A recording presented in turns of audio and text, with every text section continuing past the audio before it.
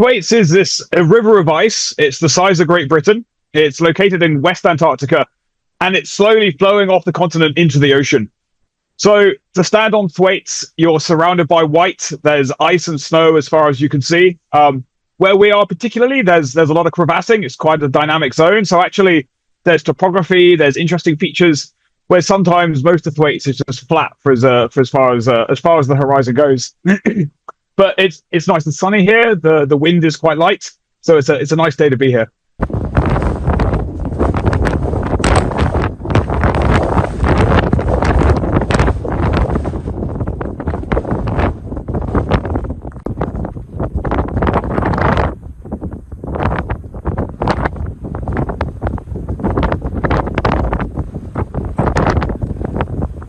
Thwaites as a glacier is really important in West Antarctica. It's kind of like a keystone glacier.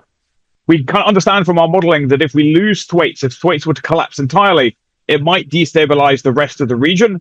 And if that were to happen, and we're not saying that will happen, it's certainly not anytime soon, but you could get sea level rise of 2 to 3 meters. So it's a significant amount of sea level potential locked up in this region. So we're here on Thwaites to really understand how it's evolving and why it's evolving so quickly.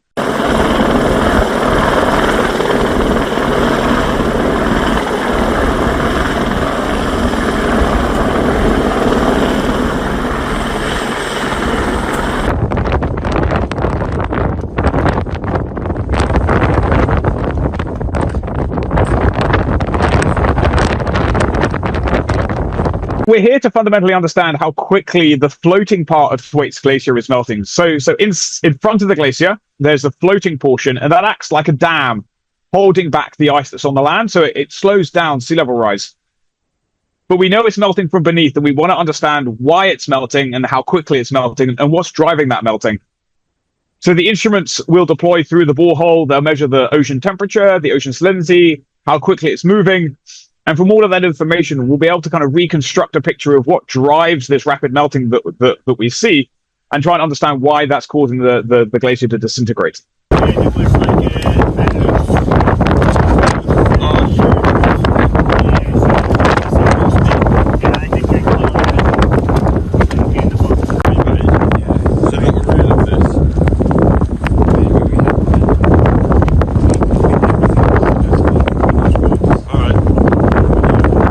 To get to this particular location, we have to rely on helicopters, and that's because the safe areas to work in, they're quite limited.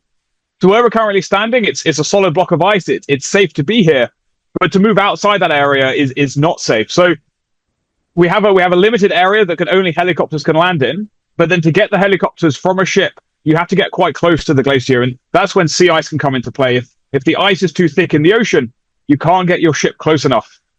So basically, there has to be this alignment of factors. You need good weather, you need good sea ice conditions, and then you also need to find a safe place to land. So we've fortunately been able to bring that all together, which is why we're standing here today.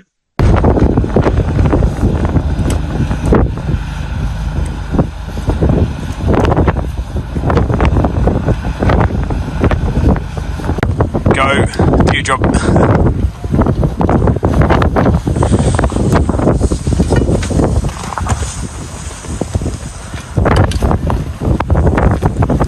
I've been here 10 days. I think we'll be here for another 5 days. But that's only a very small part of the expedition. We left the UK just before Christmas. I'm back at the end of February, beginning of March. And that's because it takes time to get here. So we're 12 days out of New Zealand on the ship. So even once we're back on the ship, it's 12 days of just steady cruising across the Southern Ocean. Probably a lot of waves, a lot of bouncing back to New Zealand. Nope.